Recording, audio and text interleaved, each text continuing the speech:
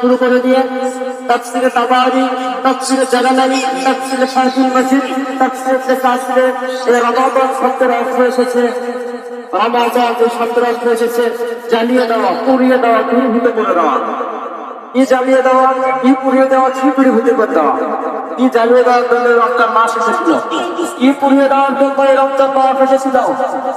রমজান মাস এসেছিল তাফসীরে তাবারির ভিতরে এসেছে আমাদের জীবনের অতীতের বিগত বছরগুলোতে যত পাপ আমরা করেছি, যত অন্যায় আমরা করেছি, এই পাপগুলোকে পুড়িয়ে জ্বালিয়ে পুড়িয়ে দেওয়ার জন্য রমজান মাস আমাদের কাছে এসেছিল। সকলের মধ্যে সুবহানাল্লাহ। সম্মানিত উপস্থিতি, হাদিস শরীফে এসেছে, মুসলিম শরীফের হাদিস, বুখারী শরীফের হাদিস, অসংখ্য হাদিস শরীফে এই হাদিসটি বর্ণিত হয়েছে।